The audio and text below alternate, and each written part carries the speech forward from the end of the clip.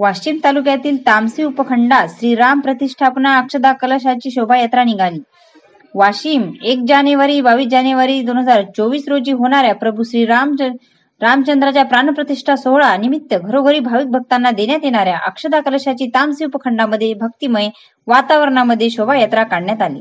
अक्षदा कलशाचे श्रीराम भक्तांनी पूजन करून स्वागत केले व दर्शन घेतले. अक्षदा कलशाची शोभायात्रा ही हनुमंत यांच्या मंदिरातून निघाली. सुरुवातीला 11 कलशाचे पूजन श्रीराम भक्तांनी केले.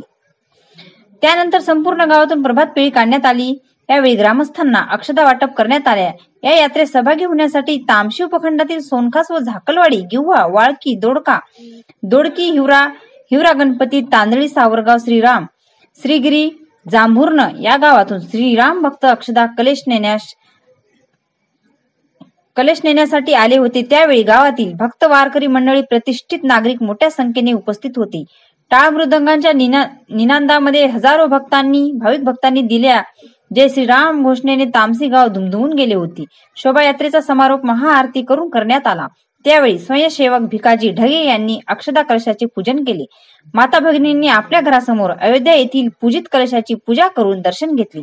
वाशिम जिल्हा प्रतिनिधी शंकर पाटील खंडारे.